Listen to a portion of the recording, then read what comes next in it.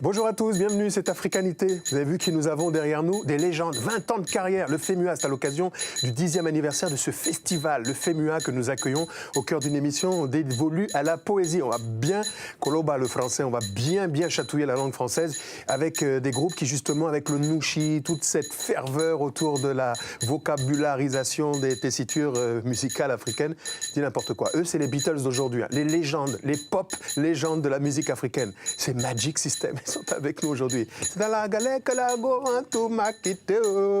C'est dans la... D'accord. C'est dans ma galère que la go en tout m'a quitté. C'est dans ma galère que la go en tout m'a quitté. Quand j'avais un peu, matin, midi, soir, on était ensemble à la rue Princesse. Au milieu maquis, c'est à salle pour payer le poulet.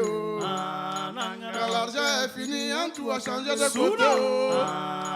Ngowari Bana, elle a changé de copain. Dieu merci pour moi et je savais chanter un peu. J'ai fait ma cassette, on me voit à la télé. Matin, midi, soir, c'est moi, je chante à la radio. Quand tout a dit ça, le gaou a percé. Attends, je vais partir le couper. Mais on dit premier gaou n'est pas gaou. C'est deuxième gaou qui est Yatao. Je dis chérie Coco, qu'est-ce que tu veux manger? Sans même hésiter, elle me dit poulet braisé. Pourtant on te dit premier gaou n'est pas gaou. C'est deuxième gaou qui est Nyatao. Je dis chérie Coco, poulet tu veux manger? Poulet est trop petit, ça peut pas te rassasier. C'est quasiment braisé. Je vais te donner le genou d'éléphant. Tu vas manger.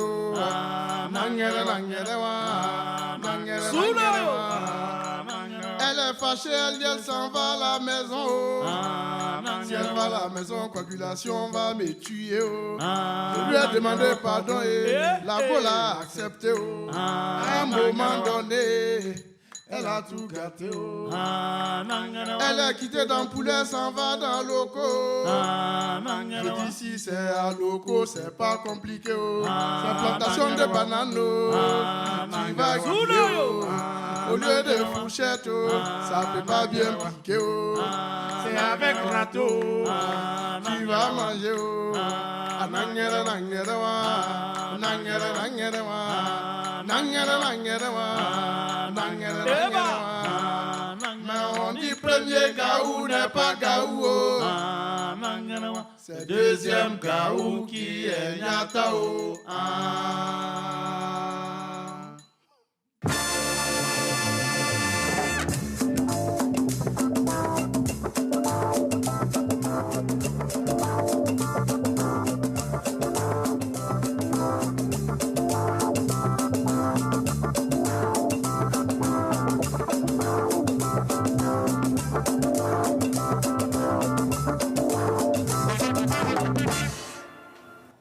Salut à tous, merci de rejoindre Africanité, le magazine Culture et Société de TV5 Monde qui ce mois-ci dresse un état des lieux de la poésie africaine à l'occasion de la 19e édition du Printemps des Poètes à Paris. Au menu de cette émission pétillante, foisonnante et croustillante, du cinéma forcément avec vous Lise Lauretiat, fraîchement débarquée de Ouagadougou. On va parler de Félicité, le film qui a gagné les Talons d'Or. Forcément, soyez plus joyeuse, que se passe-t-il? Qu'est-ce que vous me voulez? Non mais c'est bon, hein, vous faites votre Ouagabondaise parce que vous venez de Ouagadougou, c'est poésie, donc on joue avec les mots. Avec nous, pas de secret du côté de l'actualité livresque. Christian Éboulet, soyez le bienvenu. Actualité chargée. Eh bien, nous allons considérer tout cela à satiété avec quelques ouvrages à déguster. Au menu de cette émission aussi de la musique, avec une légende de la musique pop africaine internationale. Ils vendent des millions d'albums dans le monde entier. Ils sont avec nous sur ce plateau, les Magic System, dans quelques instants, à l'occasion du 10e anniversaire du FEMUA, le festival des musiques urbaines d'Anoumabo. C'est une commune d'Abidjan. Mais place à la poésie en compagnie de notre grand témoin. Soyez donc le bienvenu, Maxime Debeka. Beauté. Mwetenayo. Bienvenue, ça veut dire bonjour en lingala. Vous êtes originaire du Congo, ancien ministre et auteur célébré. On va parler avec vous donc de cette passion pour la littérature en général, pour la poésie en particulier. Je sais que lorsque l'on est nourri par le verbe, par la lecture, on lit beaucoup d'auteurs. S'il ne devait en rester qu'un, Oh là là, mais c'est difficile d'en choisir un, parce que chaque auteur apporte quelque chose, hein, ça touche. Hein. Moi, c'est très, très, très difficile, quoi. Très allez, difficile. un ou deux de formules tutélaires ou de figures tutélaires qui vous auraient imprégné. Aimé Césaire. Aimé Césaire, par sa force, la violence qui est dans ses textes. Et puis, René Char, moi, par la densité de ses textes, de sa pensée, surtout au moment à l'époque où il est au maquis, quoi, pendant la guerre. Quoi. Pendant la Deuxième Guerre mondiale. Ouais. Alors, René Char et Aimé Césaire, le nègre fondamental. De cela, nous rhétorisons et reparlons dans quelques instants. Sans plus attendre, je vous invite à découvrir le portrait qu'Africanité a dressé de notre invité. Très loin, du fond de mon exil même, j'entends les pas creux descend le sou. Extrait de Soleil Neuf, son premier recueil paru en 1969, ces mots qui s'apparentent aujourd'hui à une prophétie sont ceux du poète écrivain et ancien ministre congolais de la Culture, Maxime Ndebeka. Contraint à l'exil depuis la fin des années 90, c'est ici, à Blois, sur les bords de la Loire en France, que Maxime Ndebeka vit désormais depuis 17 ans. Mais c'est dans cette commune de Bas-Congo, au sud de Brazzaville, que Maxime Ndebeka naît le 10 mars 1944 d'un père fonctionnaire et d'une mère femme au foyer. Doué pour les études, il accomplit son cycle primaire ici à l'école Saint-Pierre-Claver. Nous sommes à Saint-Pierre, c'est là où il a débuté ses cours, de CP1 jusqu'au CM2. Donc c'est toujours les bâtiments, les mêmes bâtiments. Et devant nous, c'était l'église, là où il servait la messe. En janvier 1962, à tout juste 17 ans, Maxime Ndebeka quitte le lycée Chaminade de Brazzaville pour l'école de l'air de Sainte en France. Puis ce sera Moscou, en Union soviétique.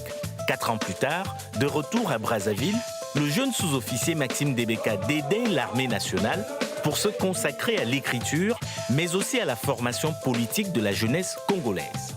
Et moi, qui ai toujours envie d'écrire, qui ai toujours envie de m'exprimer, qui fait des choses à l'extérieur, ça ne plaît pas, c'est inacceptable pour l'armée.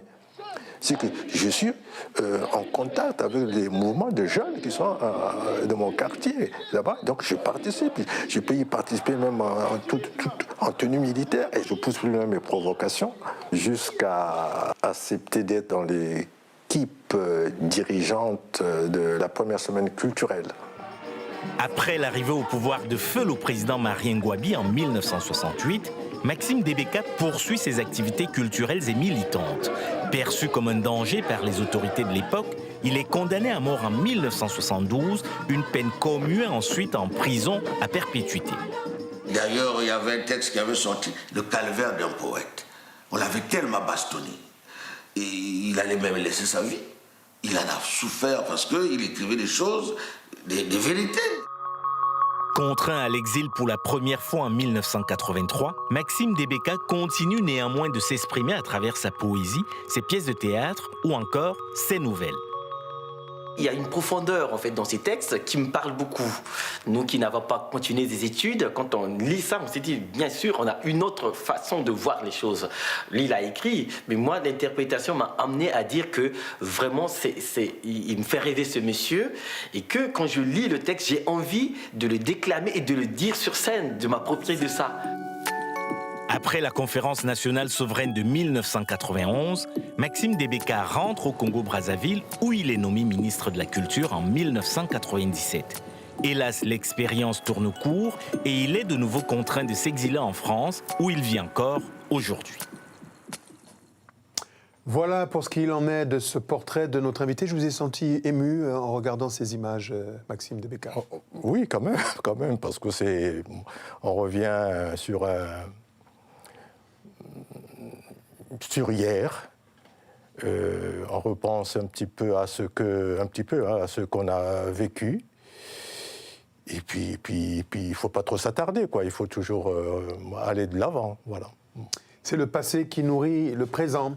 À découvrir sur notre site tv5monde.com et aussi à réagir sur tous les réseaux sociaux. C'est une invitation que nous faisons à l'heure où nous accueillons un autre grand auteur, un autre grand nom de la poésie africaine, Amadou Lamine Sall. Soyez le bienvenu. Nangadef. Magnifique, merci beaucoup. Bienvenue sur le plateau de TV5 Monde en africanité. Vous êtes donc sénégalais, vos œuvres sont traduites dans de très nombreuses langues et vos œuvres figurent au programme des plus grandes universités dans le monde entier. C'est un monument que nous avons à nos côtés. Alors Maxime Debeka, vous avez vécu votre enfance et une partie de votre adolescence au Congo qui était Brazzaville, qui était sous la domination coloniale. Et on a le sentiment que de cette période-là, vous gardez de bons souvenirs. Oui, moi, la colonisation, je ne l'ai pas senti comme, par exemple, mes parents. Mes parents l'ont senti. Moi, j'ai fait une école normale, j'ai vécu heureux dans mon quartier. Et cela, d'ailleurs, on le sent dans mon écriture, parce que dans mon écriture, dans mes livres, il n'y a pas vraiment de période de coloniale. Mais vous n'iriez pas jusqu'à dire que vous êtes un nostalgique du temps des colonies. Ah non, moi, je dirais ça d'autant plus que j'ai lu quelque part que un de vos grands-pères, le grand-père maternel, l'un de vos oncles, n'ont pas été ménagés par l'administration coloniale. Oui, mais c'est Il y en a un qui est revenu de la guerre du Vietnam. Oui, mais c'est bien après. Hein, je crois que c'est bien après. Moi, ce qui me frappe, ce qui me taraude, ce qui me fait le plus mal, c'est ce qu'on a fait des indépendances. Voilà, c'est-à-dire que... C'est la responsabilité africaine d'abord que vous interrogez. Oui. Voilà, ce qu'on a fait des indépendances. Bien sûr, les colons sont partis, étaient là. Bon, après, les pouvoirs, c'est qu'on a noirci les fauteuils qui étaient là. Et puis, qu'est-ce qu'on en a fait? Et plus tard, c'est-à-dire que nous autres, ceux de ma génération, mais ce qu'on a fait des pères de l'indépendance, des indépendances. On a dit que c'était des néocolonisés, c'était de ceci. Alors nous autres, on a fait quoi de mieux, quoi de plus? Dans mes écrits, il y a cette interrogation-là, cette critique-là, cette satire permanente.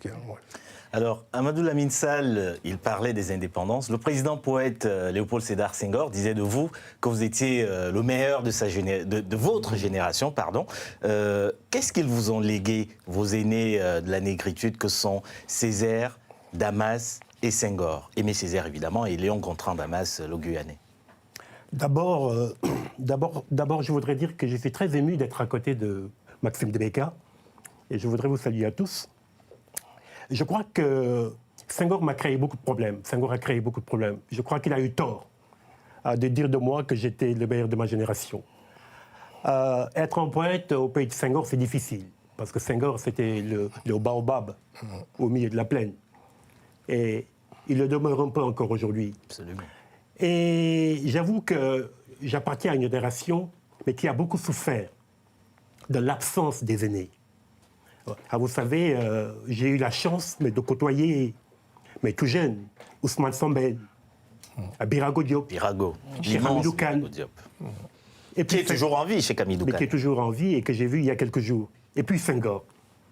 Comment voulez-vous qu'un jeune Sénégalais, mais qui a ses manuscrits avec lui, et qui marche dans les rues avec ses manuscrits, nous n'avions pas la possibilité de rencontrer ni Sambène Ousmane, ni Cheikh Hamidou Kane, ni Birago Diop, encore moins Senghor, qui était président de la République. Donc, j'ai dit toujours que l'accès à nos aînés a été difficile. Évidemment, j'ai rencontré Césaire et Senghor d'abord à l'école, à l'université. Mais justement, je vous coupe la parole parce que moi, j'ai lu quelque chose qui m'a assez touchée. Je disais, on vous sent vraiment très concerné par la fonction sociale du poète. Et je vous cite dans l'un de vos écrits, vous dites, concernant Césaire, vous dites « Ce que la poésie de Césaire dit et clame est la respiration même de notre race, de la civilisation nègre. Sa prose n'est pas en reste, son théâtre, ses essais savent être plus subversifs que 10 attentats. Jamais un tel poète nègre n'a su autant réveiller les cœurs, bander les consciences. » Je ne peux pas rajouter plus. Je crois qu'on a eu souvent tort de vouloir opposer Senghor à Césaire. Et je crois que ça a toujours été le débat. Alors que Césaire lui-même, il tranche. Il tranche en disant « Ne me comparez pas à Senghor, ne me comparez plus à Senghor. Moi, je suis en transplanté. » Mais je suis forcément beaucoup plus violent et beaucoup plus révolté, alors que Senghor est plus apaisé, il est plus calme. Et moi, je n'ai jamais cherché à les opposer d'ailleurs. Alors, Maxime Debeka, cet idéal du poète au cœur de la cité, c'est le sens de toute votre trajectoire, qui vous a valu d'ailleurs ces allers-retours, exil-prison, exil-prison. Mais je crois que le poète au cœur de la cité, on n'invente rien. Bon, quand on voit l'artiste, même dans les sociétés africaines, était déjà au cœur de la cité. Donc je crois que nous n'inventons rien du tout. Ce qu'il y a de neuf là-dedans, de différent, c'est parce que là, on use de la langue française. Mais c'est vrai que dans mon travail, dans ma réflexion, dans ma création, évidemment, c'est-à-dire que je n'ai jamais imaginé, je n'ai jamais travaillé, pensé que je pouvais mettre à côté, dans mon coin, et écrire de la poésie. Pour moi, ma poésie était une poésie comme aujourd'hui. Aujourd'hui, on est arrivé à ce qu'on appelle la poésie action, les mots action. Alors vous me tendez la perche, parce que ça a été longtemps, pendant de nombreuses décennies, une forme de dichotomie entre les écrivains, les penseurs, les poètes francophones d'une part, anglophones d'autre part. Les anglophones considéraient qu'en francophonie, on était plus dans la contemplation esthétisante. Est-ce que c'est quelque chose que vous endossez ou que vous considérez comme étant une attaque qui n'a pas de sens, qui est infondée ? Oh, moi, j'ai toujours pensé qu'il y avait une grande différence, évidemment, entre les anglophones et les francophones.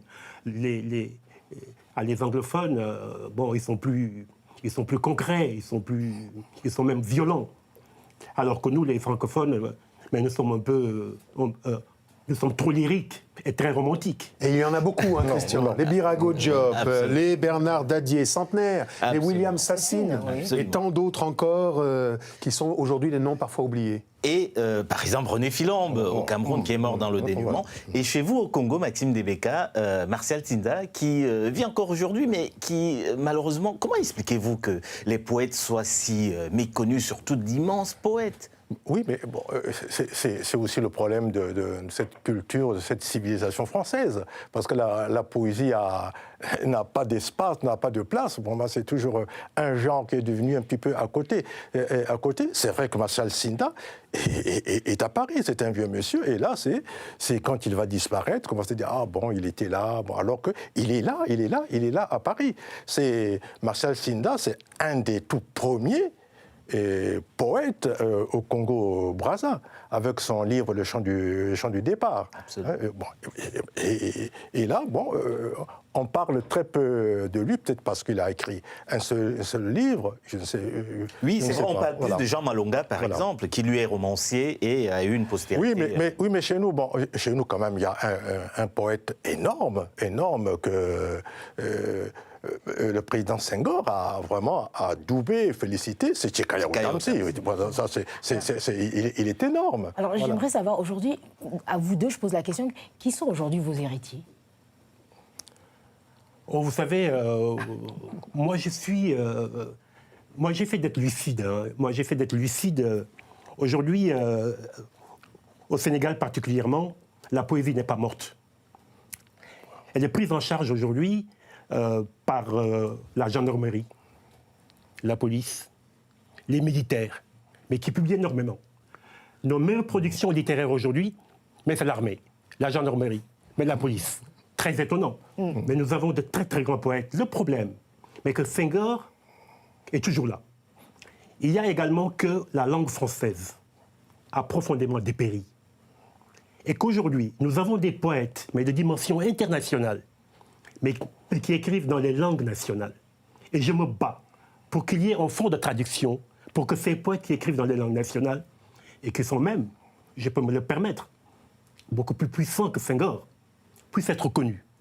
Mais c'est-à-dire traduits en français ou en anglais pour accéder à la scène Eh internationale. bien, ce sera l'objet d'un autre débat. On vous retrouve tout à l'heure sur un autre plateau pour évoquer justement cette survivance d'une magie foisonnante, parce que l'Afrique est un vivier qui triture la langue française comme pas deux, pour faire un peu trivial. Vous le savez également, ce sont les artistes qui sont souvent aux avant-postes des joutes poétiques. Je propose de découvrir justement ces quelques rappeurs qui triturent et réhabilitent un peu la poésie d'un certain Léopold Sédar Senghor.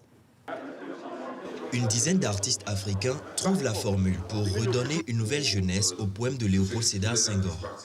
Adeptes du mouvement hip-hop au Bénin, au Burkina Faso, au Cameroun, au Gabon et au Sénégal, ces rappeurs interprètent les œuvres poétiques les plus célèbres de l'ancien président sénégalais. Avec Femme noire, Lettre à un prisonnier ou encore Tcharoy, c'est toute une cure de jouvence qui est ainsi offerte au répertoire du président poète. Femme nue, femme noire,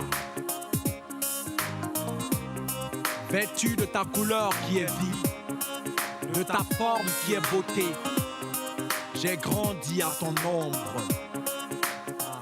C'est un carrefour de rencontres et ce qui est bien aussi, c'est que c'est autour d'un projet assez propice, un projet édifiant, un projet de résurrection, parce qu'il s'agit de redonner vie au poète, au président Léopold Sédar Senghor. Se mettre dans sa peau et essayer d'exprimer, de faire ressortir ce qu'il voulait dire, est comme une leçon, c'est-à-dire c'est inexplicable, c'était très émouvant pour nous.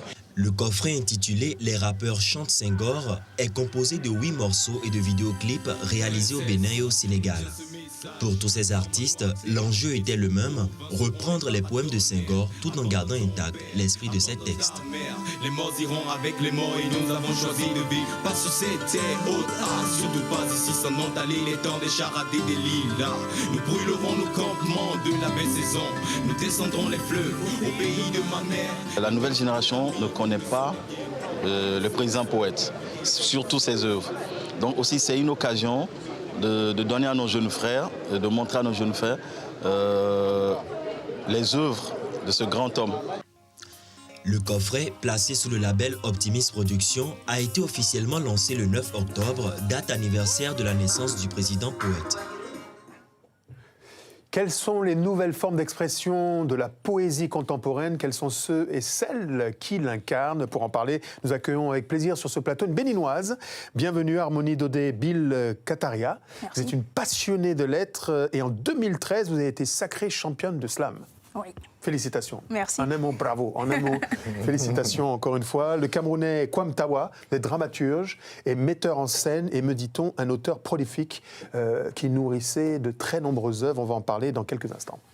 Vous appartenez d'ailleurs, Kwam Tawa, à cette nouvelle génération d'écrivains, poètes camerounais. Est-ce que vous vous reconnaissez, par exemple, dans l'héritage de vos aînés, comme René Philombe, et puis les poètes de la négritude, Césaire, Senghor, Damas? Ah ben tout à fait. On va dire que nous tentons de bâtir une pyramide poétique, et les aînés ont posé les bases, et nous tentons d'apporter notre petite contribution en y ajoutant une petite pierre.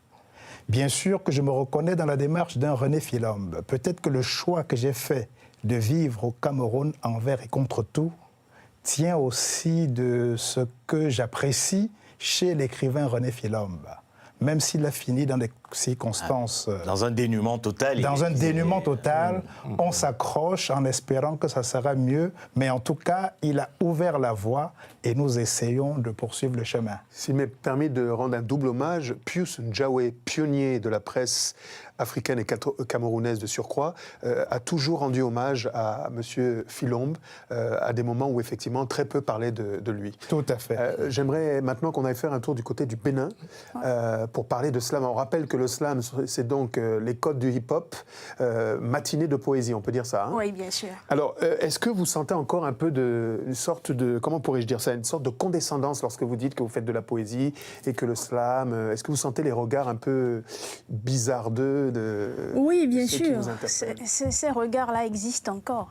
Mais il faudrait dire que déjà, définir le slam comme étant de la poésie urbaine est déjà source de remous. Et beaucoup se demandent si véritablement le slam, c'est un art poétique. Alors, j'ai bien envie de dire que déjà je viens d'un continent où l'oralité est perçue un peu comme la carte d'identité culturelle. Et la littérature orale aujourd'hui est un support pour la littérature contemporaine. Et quand on parle slam, chez nous, la parole nue, elle est indésirable. La parole crue est destructrice. Mais la parole nouée, comme le pain noué à la taille d'une femme, la parole enveloppée qu'on fait passer par des voix fantaisistes, des voix dérobées, est beaucoup plus subtile et beaucoup plus efficace. Ma sœur, je suis ému, vous parlez comme un livre, et de par devers moi, le complexe m'habite de pouvoir jouter verbalistiquement à vos côtés, parce que vraiment, je suis quoi? L'homme crayon. Maxime Debeka, quel regard portez-vous sur ces nouvelles expressions poétiques que sont le slam, le rap, par exemple? Mais écoutez, bon, quand on s'interroge sur ces nouvelles formes, moi, je m'étonne. Je m'étonne parce que quand on voit l'évolution de la poésie, et prenons en France, aujourd'hui il y a de la poésie, il y a la poésie sonore, il y a la poésie, il y a les réalistes. Bon, voilà, bon, je rappelle que le dernier prix Nobel de littérature est un chanteur, un certain Bob Dylan. Ça faisait rire tout le monde, mais c'est de la poésie. Donc il y a des formes diverses et de nouvelles formes de poésie, même en France. C'est que la poésie est sortie du livre pour être des mots, une parole en action. En France, ça existe. Avant même, c'est en dehors même du slam. Donc le slam, pour moi, je le sens bien. Pourquoi comme vous avez dit... Harmonie. Voilà, comme l'a dit Harmonie, c'est-à-dire que je le sens bien parce que moi, je n'ai jamais écrit sans penser au dire. J'ai jamais écrit un texte sans penser au dire. Et tout le temps. Mais c'est aussi peut-être, Maxime, pardon de vous interrompre, que c'est aussi peut-être parce que vous avez reçu en héritage, plus que beaucoup d'entre nous, ces traditions qui font que sous nos latitudes, les chants, les poèmes parfois qu'on récite aux enfants lorsqu'ils sont bébés, sont extrêmement... viennent de loin. Viennent de loin, et c'est de la parole dite d'abord, avant d'être écrite.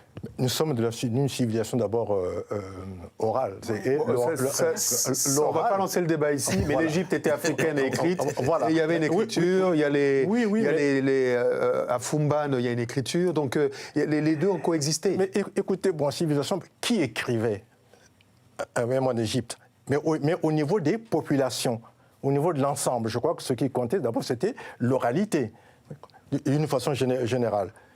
Parce que c'était vraiment des initiés, des gens, des lettrés, des scribes, des gens qui étaient vraiment formés là-dedans. Mais dans la société, c'est l'oral qui était là.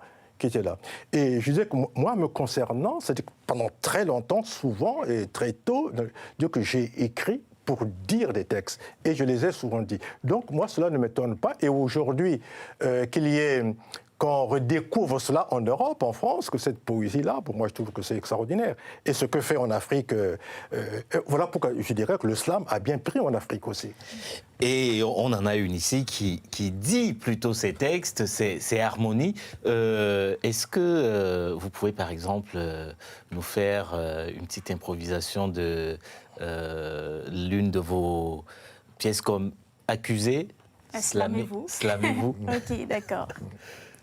Tout a commencé un lundi matin durant le cours de français. Sur beaucoup de visages, la lassitude du week-end paraissait. Monsieur Hinks venait de nous soumettre à l'étude d'un poème. Il fallait analyser un texte de Senghor alors qu'on n'était qu'en 6e. Du titre, je ne m'en rappelle plus, mais ce fut une parution des éditions Gallimard. « Que pensez-vous de ce texte, fillette et garçonnet flemmard ?» Monsieur Hinks venait de nous le répéter de sa voix horrifiante. Alors je levai ma petite main. Une manie pour demander la parole en classe et en laquelle ma plume doit son chemin. Ce fut la toute première fois où l'expression me fut accordée de façon autonome. La fois innocente et ignorante de mon entrée dans un art libre aux mots et hors norme. Monsieur le juge, au fond, j'ai toujours aimé écrire. Pas étonnant qu'aujourd'hui, je slame à plaisir. Et même si vous me blâmez pour harcèlement textuel, je certifie sur l'honneur que de la plume je resterai criminel. Akpé, comme on dit à Lomé. voisine de Cotonou. Alors, on sait que les joutes verbales viennent de très très loin. On va citer, bien sûr, les Jamaïcains avec le toast, les Lee Scratch Perry, et tous ces gens, Linton Kwesi Johnson. On va aller du côté des États-Unis avec les sages poètes de la rue. Pour les slammers, Saul Williams. Est-ce que vous diriez que les rappeurs, les slammers sont aujourd'hui véritablement d'authentiques porte-étendards et porte-voix des sans-voix? Ah, bien sûr. Parce que j'ai l'habitude de dire que slammer, c'est entrer sans permission dans l'intimité de l'autre. Lui démontrer qu'il n'est pas le seul à vivre des moments de joie, des moments de peine. Et donc, aujourd'hui, vous voyez des gens qui viennent devant vous, qui ont 3 minutes ou 5 minutes, mais qui vous déballent toute votre vie, sans que vous ne leur avez rien dit. Et c'est ça, nous sommes la voix des sans-voix. Et Kwame, vous vivez dans un environnement où bien souvent la culture est absente. Vous êtes en résidence et quand vous venez en résidence en France, par exemple, vous dites que vous vous nourrissez avant de repartir vers cet ouest du Cameroun, cette ville de Bafoussam, qui, comme dans de nombreuses villes africaines, sont vraiment privées de la culture au sens le plus large, les arts plastiques, le théâtre, etc. Comment faire pour que ces villes soient plus irriguées culturellement? Ce qu'il faut faire, c'est d'abord qu'il y ait quelques résistants. Dans la ville de Bafoussam où j'habite, avec un ami, Wake Foguin, comédien, nous animons la vie d'une compagnie professionnelle de théâtre depuis plus de 20 ans. On s'efforce chaque mercredi de lire une œuvre d'un poète et chaque samedi de présenter un spectacle de théâtre. Ça, c'est la première chose. Et puis, à l'issue de chaque séance de lecture, nous mettons à la disposition du public qui vient les livres de l'auteur que nous avons lu pour qu'un auditeur puisse s'en emparer, retourner lire à la maison et qu'on en discute. L'autre chose aussi, c'est qu'il faut se battre pour que localement, nous ayons des maisons d'édition dignes de ce nom qui publient. Et puis, c'est une très bonne chose que le slam soit en train de gagner du terrain parce que finalement, il y a une petite ruse qu'on peut utiliser. Si vous dites il y a une séance de lecture de poèmes aujourd'hui, il se pourrait que les jeunes gens passent en se méfiant de l'endroit. Mais écrivez slam, ils viendront. Et rien ne nous interdit pendant une séance de slam de dire du Senghor, du Césaire, du Chikaya Outamsi ou du Jean-Marie Adiafi. Donc nous arriverons à faire de nos villes des villes de culture s'il y a de plus en plus d'hommes et de femmes de culture qui, sur place, se battent pour que des initiatives artistiques et culturelles puissent émerger. Avocat, défenseur poétique, slamez-vous. Merci à tous les deux, bon retour, bonne chance pour la suite. On rappelle que la poésie est un art majeur. Malheureusement, c'est une forme d'expression souvent marginalisée. On le regrette, on le déplore. Et je vous propose d'entendre un auteur important, le franco-djiboutien Abdourahmane Ouaberi, qui exprime sa passion pour la poésie.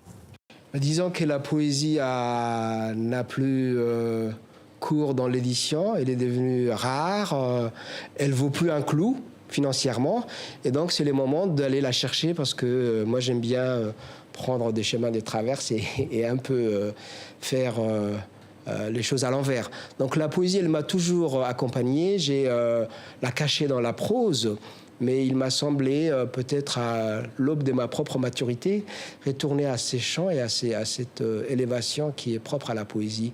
Parce que là, le langage ne signifie plus seulement les choses, il n'est plus dans la communication, il est dans un au-delà.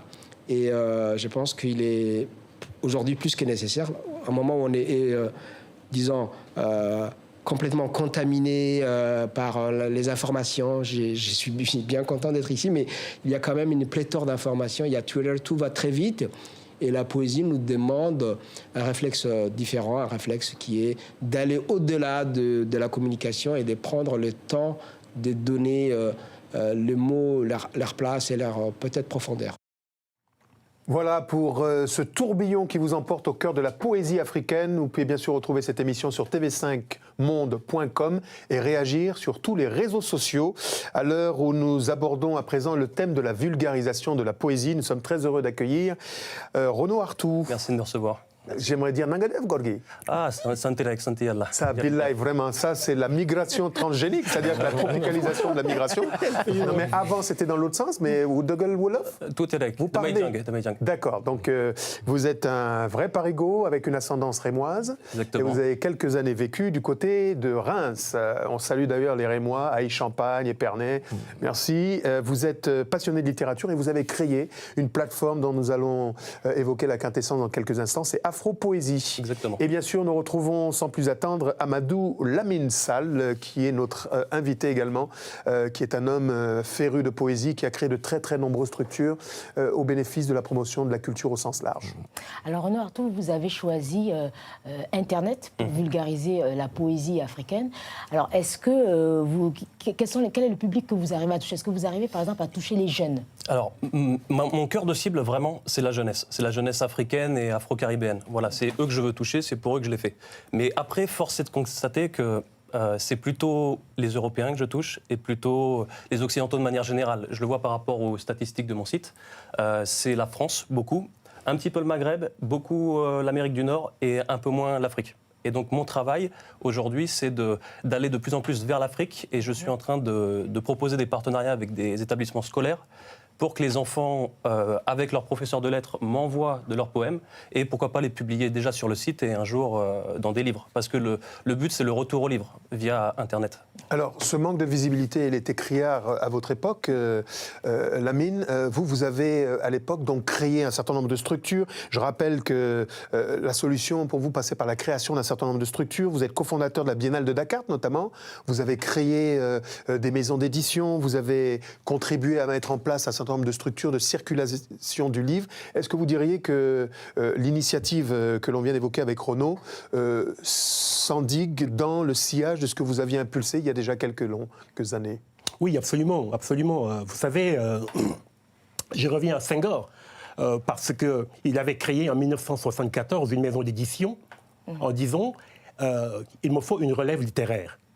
La relève politique, elle est importante, mais le plus important pour moi, c'est la relève littéraire. Et il a créé une maison d'édition en 1974, et c'est cette maison d'édition qui m'a révélé au monde.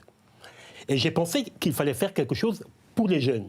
Et en 1995, j'ai créé la Maison internationale de la poésie pour accueillir les jeunes et aider les jeunes. Et en même temps, dans la foulée, j'ai créé les éditions Feu de Brousse parce que je me suis dit, mais c'était bien d'écouter les jeunes, mais il faut les aider à aller vers l'édition. Et j'ai créé cette édition, et j'ai créé une biennale internationale, mais de la poésie, qui a un grand succès, et je crois que notre prochain invité d'honneur sera Maxime Debeka. Ça c'est une... ça s'applaudit, parce que peut-être que cette idée a jailli de ce plateau. Absolument. Alors justement, Lamine Sall, est-ce que justement, tout à l'heure, Renaud parlait des jeunes, est-ce qu'on ne peut pas dire aujourd'hui que les systèmes éducatifs en Afrique ont failli parce qu'on a le sentiment que même dès la base, il n'y a pas cet apprentissage de la poésie? Mais je suis tout à fait d'accord. Moi, j'ai découvert Senghor, Birago Diop, David Diop et même Maxime Debeka, mais à l'école. Mais aujourd'hui, l'école a failli. Les systèmes éducatifs ont failli. Et nous nous battons pour que ce système éducatif renaisse et prenne en charge la poésie. Par contre, je voudrais dire quelque chose. La poésie au Sénégal, elle vit. Elle vit, elle est palpitante. Même les chefs religieux, mais dans les confréries religieuses, les chefs religieux sont de très grands poètes et ils organisent des joutes poétiques. Je vois que Renaud fait waouh, waouh. Waouh. En effet, j'ai vécu 2 ans là-bas et j'ai constaté que la société sénégalaise était pleine de poésie et la scène musicale, surtout. Moi, les rappeurs sénégalais. C'est la deuxième puissance mondiale en termes de production. Non, mais je ne plaisante pas. Ouais. En termes de quantité, il y a les États-Unis, ensuite viennent le Sénégal et ensuite la France. En termes de quantité de production. Maintenant, pour la monétisation, c'est une autre question. Alors, justement, vous avez créé cette plateforme. Est-ce que Internet, c'est le salut, selon vous, la digitalisation de la poésie, c'est le salut des auteurs? Oui, certainement. Mais moi, je suis toujours attaché au livre et je pense que le savoir est véhiculé par le livre. C'est-à-dire que sur Internet, si vous allez sur mon site, par exemple, vous lisez des poèmes, mais vous n'allez pas en lire 50. Voilà, la vraie découverte, elle est vraiment dans le livre. Et je veux attirer justement les jeunes vers le livre par Internet. Voilà. Mais alors, justement, Maxime Debeka, ce que je comprends, c'est qu'on prend un pays comme Haïti, on voit que là-bas, la poésie est assez vulgarisée. Comment expliquer qu'au niveau de l'Afrique, du continent, où il y a autant de poètes, il y ait tant de poètes méconnus? Mais je crois que nous souffrons aussi de cette influence de la culture française, hein, tout est dans le livre, tout est académique. Je crois qu'il faut sortir, il faut créer des formes nouvelles de vulgarisation. Bon, au Congo, nous avons connu des périodes dans les années... des années 65 aux années 70, 75, une vulgarisation totale, énorme. La poésie se disait dans les rues, la poésie se disait dans les manifestations.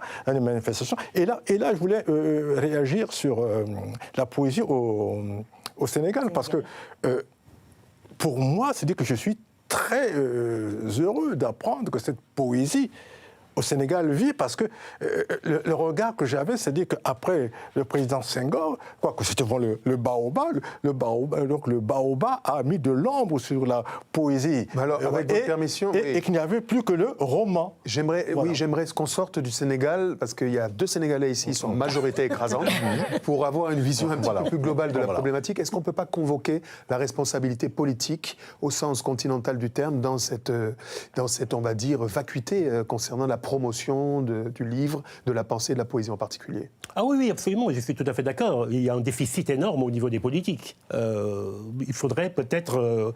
moi, mon problème, c'est... Il faudrait que l'Organisation internationale de la francophonie, vraiment, prenne les choses en main. Je pense que cette Organisation internationale de la francophonie, elle a failli quelque part. Elle ne s'investit pas assez, je crois, dans le rayonnement et la promotion des œuvres littéraires francophones en Afrique et dans le monde. Et je crois que si nous laissons les politiques faire, mais nous n'irons nulle part. Hein? Donc il faudrait que l'UIF puisse accompagner les associations des écrivains dans le monde, enfin en Afrique, pour prendre véritablement le système en place.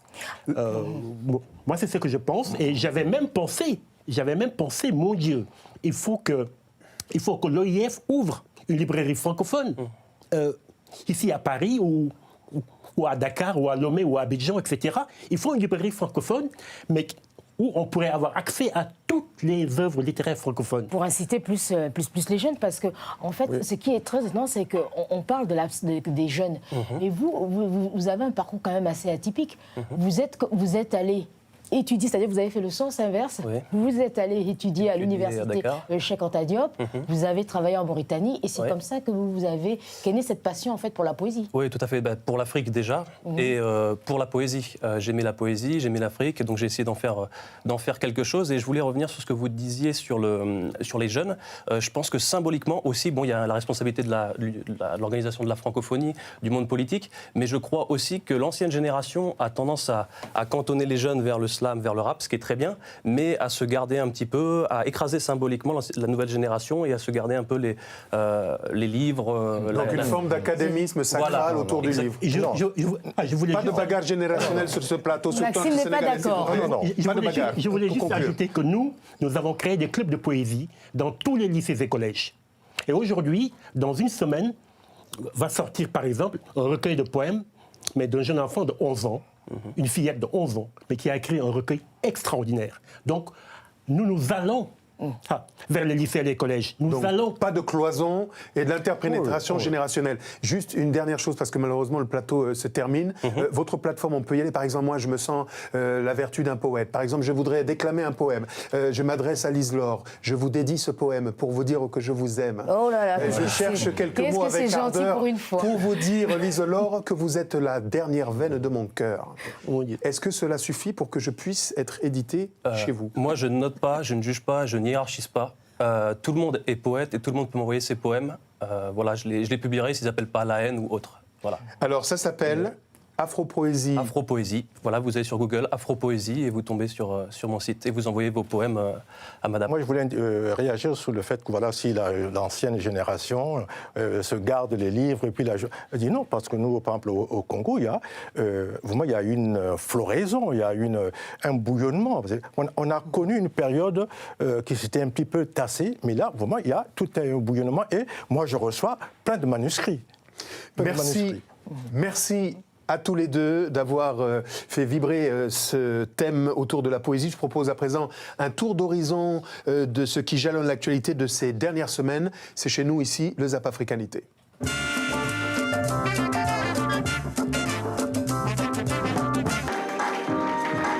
La petite robe noire est un mythe. Elle a fait le tour du monde et il n'y avait aucune raison qu'elle ne voyage pas vers le continent africain. On a trop vécu dans un monde qui était dirigé par des gens qui ne connaissaient rien aux autres formes de beauté. Moi, en tant que femme noire, je voyais ces choses-là et ça ne me correspondait pas. Voir la femme noire animalisée, la femme noire toujours assimilée avec un adjectif animalier, féline, lionne. On n'est pas des animaux. Il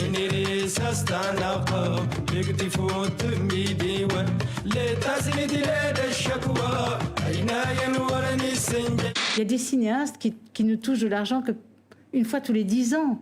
Pour faire un film. Comment vous allez vivre les 9 années?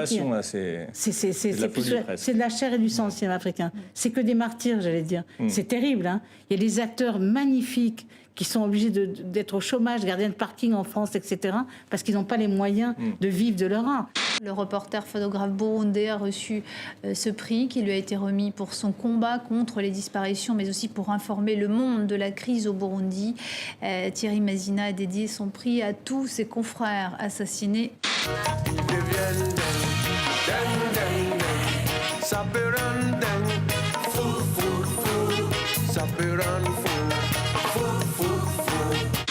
Il n'est plus possible de faire 3 mandats en Afrique. Parce que faire 3 mandats, c'est même ne pas respecter les membres de son propre parti. De toute façon, vous avez raté votre colonisation, nous avons raté notre indépendance, on est quitte.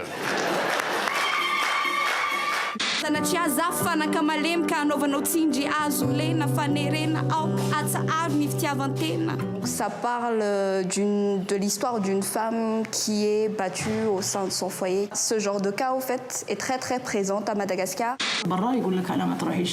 Ils nous disent « Pourquoi vous ne vous mariez pas? Pourquoi vous n'êtes pas dans la cuisine? Une femme doit y rester. Mais je ne fais que jouer au foot, je ne fais rien de mal. Je sais que je ne fais rien de mal aux yeux de Dieu. » Nous aussi, on a besoin d'amour. Nous aussi, on a des histoires d'amour. On est des peuples très pudiques, on dit rien. On ne doit même pas dire « je t'aime ». Le « je t'aime », c'est vulgaire, on doit le montrer. Cette Africanité sur TV5 monte suite de ce programme magique aux côtés de l'une des légendes de la musique pop africaine. Nous sommes très heureux d'accueillir Magic System, incarné par Assalfo. Bonjour. Bonjour, Amobé. Bienvenue sur ce plateau. Un aîné.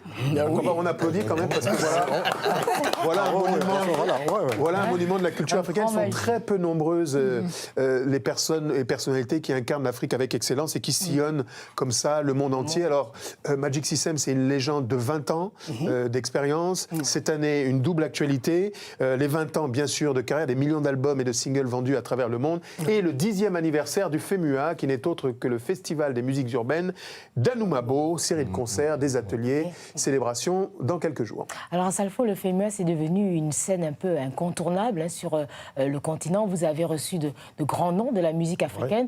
J'imagine qu'aujourd'hui, ça fait pour vous l'objet d'une fierté. Oui, ça fait l'objet d'une fierté. Et je suis très honoré de parler de cela à côté d'un ex-ministre de la Culture. Ça m'honore. Et dire qu'aujourd'hui, le FEMUA est en train de faire son petit bonhomme de chemin. Il ne faut pas qu'on monte vite sur les chevaux. Il n'y a que 10 ans, on essaie plus ou moins de parfaire les imperfections de ce festival. Mais c'est un festival qui est en train de prendre quand même ses repères dans le milieu du monde. On peut citer des noms quand même, en disant... Oui, on pourra dire, comme cette année, nous attendons Salif Keïta. Ça, on va en parler, mais je parle des éditions précédentes. 10 ans, le bilan, Zao, tellement d'artistes. Oui, c'est un beau bilan parce qu'on a vu passer quand même tous les artistes de la diaspora ou du continent africain. On a eu entre autres Alpha Blondy, Zao, Ismaël Lo. Qu'est-ce que je peux citer encore? Youssou est passé par là? Non, Youssou n'est pas passé. Il n'est pas encore passé. Voilà, Amadou et Mariam sont passés par là. On a des artistes comme Wirason, Fali Ipupa. En tout cas, tout le goût à la musique africaine est déjà passé et nous attendons maintenant une belle affiche pour cette 10e édition. Et il y a une dimension sociale importante au festival au FEMUA. C'est l'ADN même de ce festival. C'est l'ADN. Vous vous occupez d'énormément de choses. Cette année, c'est le réchauffement climatique. Oui. Vous vous engagez dans cette lutte contre le réchauffement. Oui. Mais il y a l'éducation et la santé qui sont vraiment les piliers de votre combat. Exact. Comment est-ce que vous allez faire dans les 10 prochaines années, les 20 prochaines années, je souhaite longue vie au FEMUA, pour que le suivi de vos projets soit plus costaud? Ben, écoutez, nous, généralement, on agit sur l'instant T et puis après, on essaie de développer tout ce qui peut entourer tous les projets que nous mettons en place. C'est vrai que la colonne vertébrale du festival, c'est le social, plus particulièrement le secteur de l'éducation et de la santé. On a ajouté un volet scientifique à ce festival il y a 2 ans qui s'accompagne toujours d'un thème. Cette année, on parle du réchauffement climatique parce qu'aujourd'hui, on se rend compte que sur le continent africain, le message il est plus politique que social. On s'est dit il fallait se servir d'une vraie plateforme qui pouvait parler aux populations. Les populations, ils écoutent plus les artistes, plus les footballeurs que les politiciens. Donc on s'est dit avec le FEMUA, on pouvait quand même servir à cela et interpeller toute l'Afrique sur les risques, les conséquences que peuvent créer le réchauffement climatique. Donc construction d'écoles, réhabilitation de structures socio-sanitaires. La question sous-jacente, c'est et le suivi derrière. Le suivi derrière, c'est vrai que les écoles que nous construisons, généralement, nous les remettons à l'État de Côte d'Ivoire. Mais étant africains, nous agissons comme nos vieilles mamans. Quelle que soit la servante que tu vas mettre à la maison, elle a toujours besoin de passer à la cuisine pour voir si le plat est bien fait ou pas. Donc on a un regard sur tout ce qui se passe et chaque fois, on envoie quand même des gens supervisés. Et jusqu'aujourd'hui, les écoles que nous avons déjà construites, nous participons encore à leur réflexion et à leur aménagement. Alors l'an dernier, 9e édition, un par un, Papa Wemba. Oui. Le choc, la disparition sur scène d'un monument de la musique africaine pendant le FEMUA. Ouais, un choc. Au début, c'est vrai que sur place comme ça, on reçoit un choc et on se pose la question pourquoi est-ce que cela est arrivé. Mais après, il faut aller plus loin et il faut voir la philosophie que cette mort peut engendrer. Je me suis dit tout de suite, c'est une symbolique. Papa Wemba a prouvé par cette mort brutale qu'il était quelqu'un qui avait pour valeur le partage parce qu'il est mort en partageant. Il est mort sur la scène d'un partage. Il est mort devant un public démuni, défavorisé. Il a voulu mourir auprès des siens. C'est la scène du FEMUA qu'il a choisi pour partir. On a pleuré. On a essayé de lui rendre l'hommage qu'il se devait, mais derrière ça, il faut voir toute la philosophie qui est. Alors justement, Maxime Ndebeka, comment vous avez vécu, vous, cette disparition brutale? D'abord, Papa Wemba, moi, depuis très tôt, c'était un de mes chanteurs, créateurs congolais. Moi, je dis que pour moi, le Congo est le Grand Congo. Voilà, moi, très tôt, très tôt. Et là, bon, c'était quelque chose pour moi, d'abord, au départ, de terrible, quoi, de terrible. Mais, j'ai pensé à une de ces interview où il disait que voilà, il annonçait que moi, je crois que je mourrais sur la scène. Exactement. Voilà, une des interviews. Et une autre interview où il disait que voilà, c'était que quand je chante, je plane. Oui. Je suis en train au-dessus de la foule. Voilà, tout à fait. Comme s'il y avait une forme de prémonition. Alors, voilà, c'est terrible parce que nous l'avons reçu sur ce plateau et on sentait que Papa Wemba était vraiment très motivé pour aller au FEMUA et à passer à Kinshasa. Donc, un hommage de plusieurs formes. L'orchestre Viva la Musica présent là-bas à Abidjan pour jouer le répertoire de Papa Wemba. Exact. Et un hommage avec un lieu qui portera le nom de Papa Wemba. Oui, le lieu du festival, c'est tout à fait normal. On a décidé de baptiser le lieu du festival la place Papa Wemba, pour que cela reste inoubliable et que cela traverse toutes les générations qui vont venir. L'histoire doit retenir qu'un grand homme de la musique africaine est venu égayer les populations défavorisées et y a laissé sa vie. Donc il fallait immortaliser cette place avec un hommage qu'on va lui rendre. Je profite même de cette antenne pour lancer un appel à tous les sapeurs, parce que la SAP était une religion pour Papa Wemba. Donc on va organiser la parade des sapeurs. Tout le monde pourra venir défiler ce jour-là.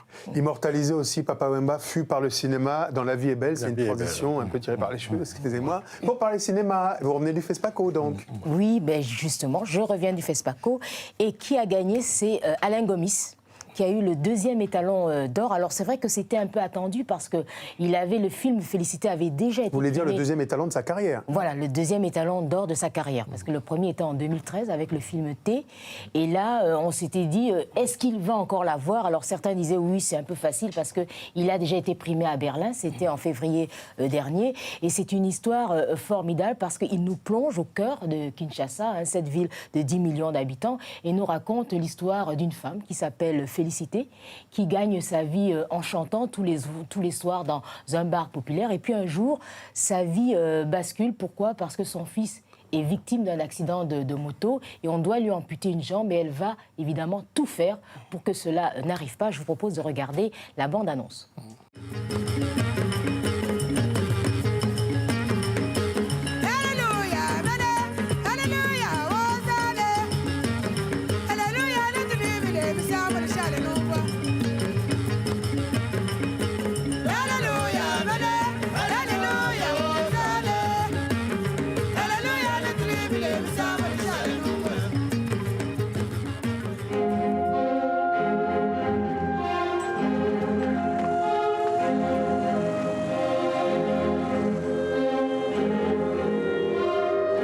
Soki ofuti biso tosali opération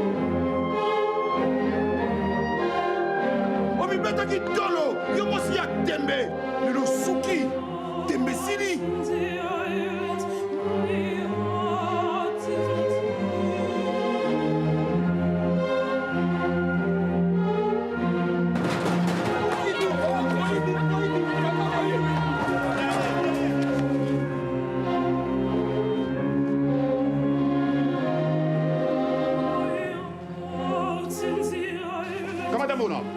koya lisusu te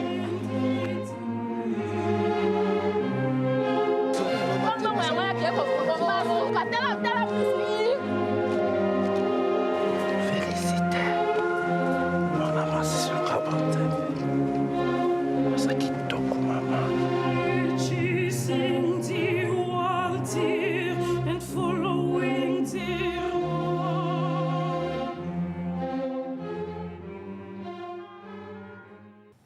Félicité, étalon d'or de la dernière cuvée du FESPACO, réalisation Alain Gomis, un film que l'on pourra voir sur grand écran en France, un peu partout. Oui, que l'on pourra voir en France le 29 mars prochain et peut-être qu'on aura la chance de recevoir sur ce plateau Félicité, qui de son vrai nom, Véro Tchanda, ce qui est étonnant, c'est elle n'a jamais fait de cinéma. Elle m'a dit, elle travaillait avant dans le secteur informel.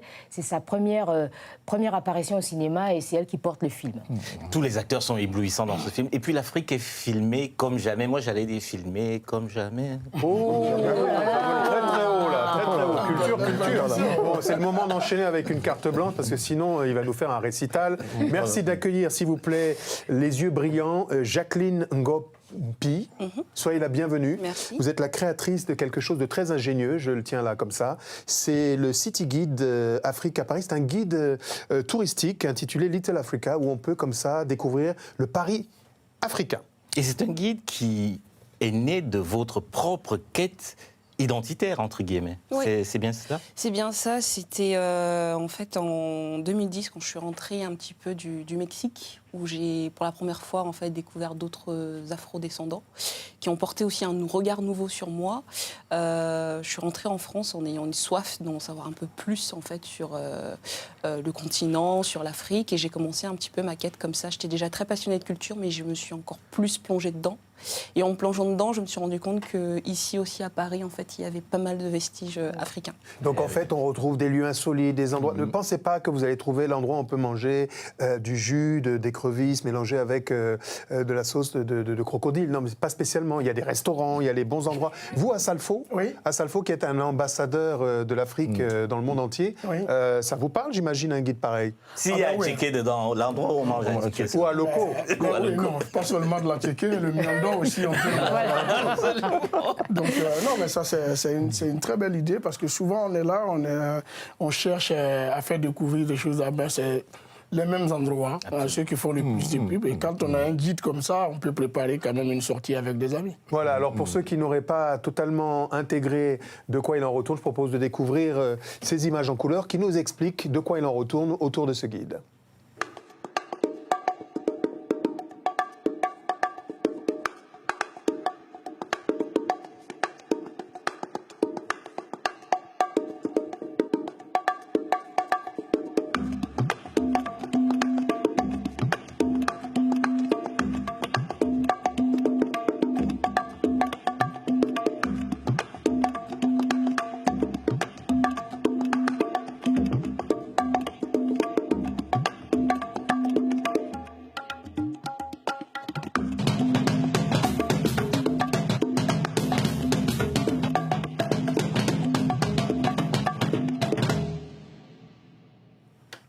Maxime Debeka, est-ce que vous êtes nostalgique, vous, du Paris littéraire africain?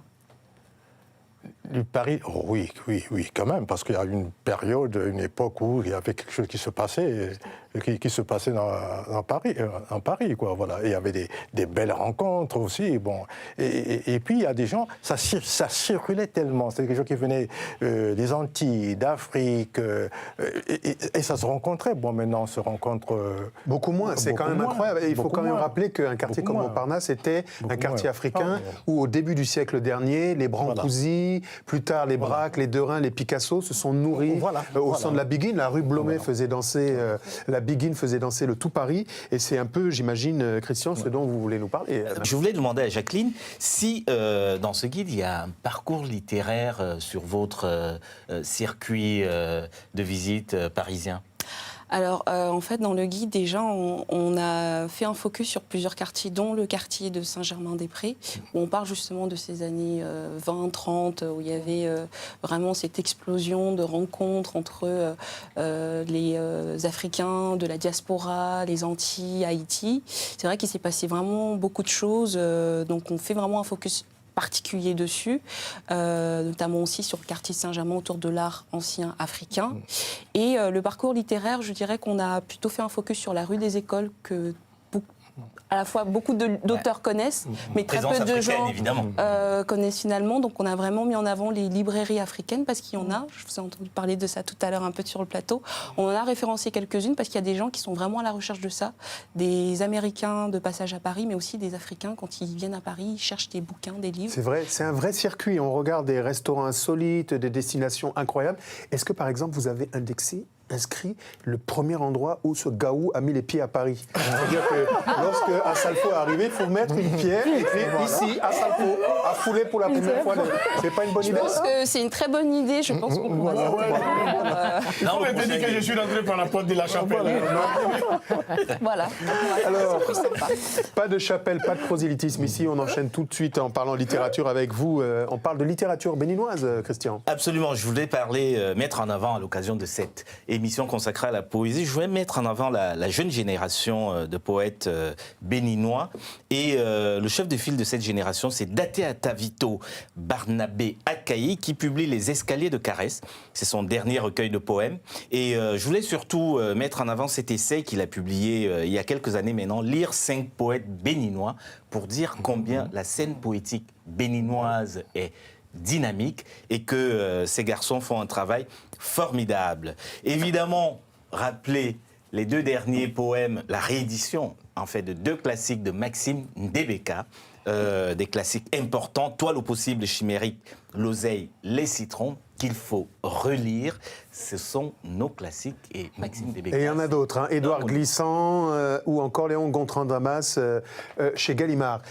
Pour finir, je voulais un petit dernier pour la route. Il ne faudrait pas oublier les œuvres complètes de Chikayao Tansi, immense poète. Immense. Et Maxime ne me dira pas le contraire. Voilà. Vous avez vu que mon doigt est resté tel une interjection quasiment autocratique de Monsieur, Sa Majesté, le Roi, qui est ici le métronome absolu. Je vous propose maintenant, ça va vous plaire ça, Assalfo, d'aller voir en musique, en RDC, le Congo, Kinshasa, un pays foisonnant de culture, eh bien une campagne qui a été édifiée pour favoriser la la sensibilisation à la contraception des jeunes filles pour éviter les grossesses précoces, etc. Je propose de découvrir un collectif extrêmement intéressant qui s'appelle Batela Lobinayo. Le clip est sympathique et ça pulse.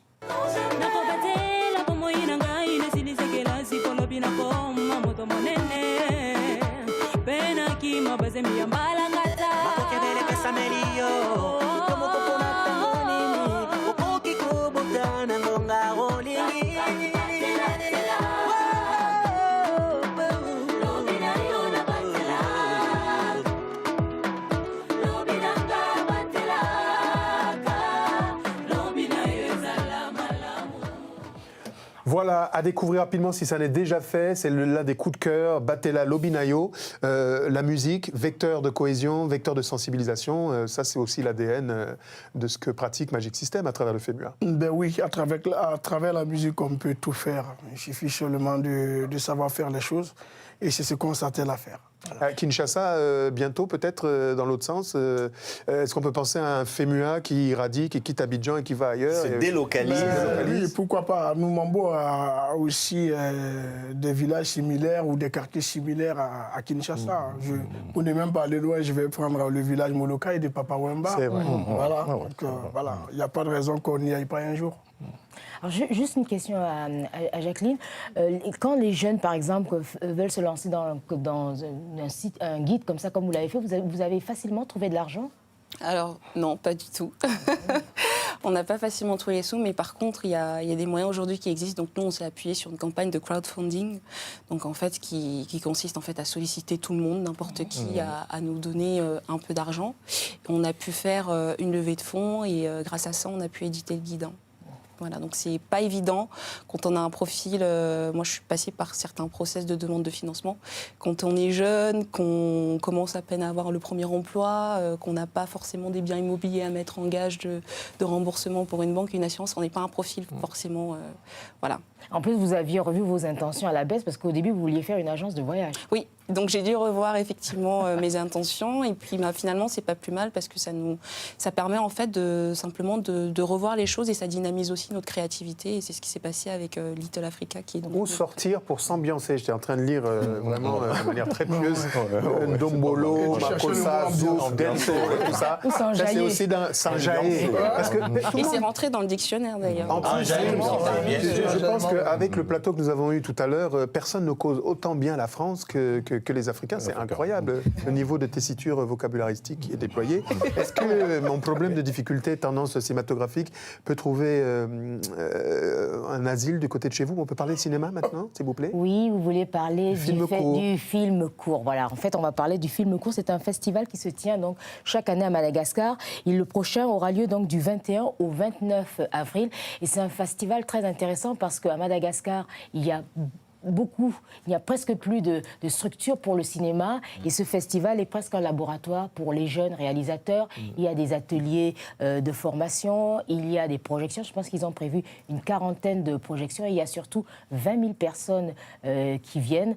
Donc c'est un festival qui permet petit à petit de donner goût aux jeunes cinéastes malgaches. Alors moi, ce que j'aime, c'est vraiment le Nouchi en Côte d'Ivoire, Nash, toute la jeune génération au Cameroun et tout ça qui invente des mots. Vous savez comment ils auraient pu appeler un festival de films courts?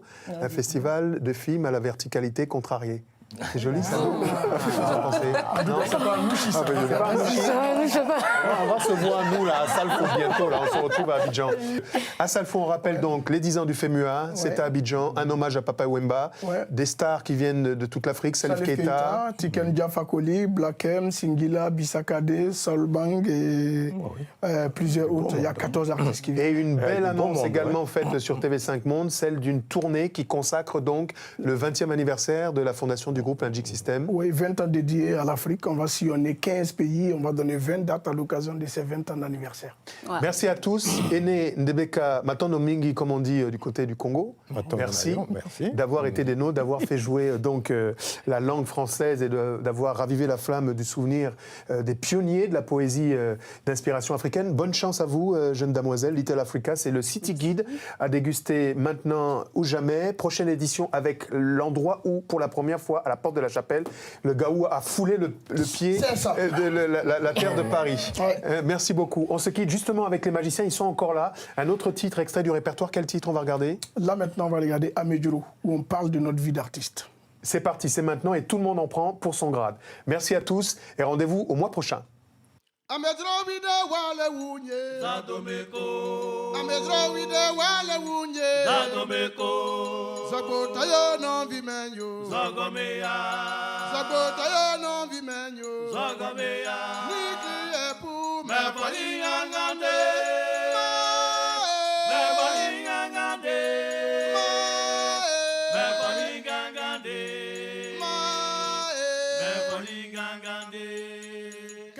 Garçons dans nous mambo, ils ont décidé de faire la musique, oh.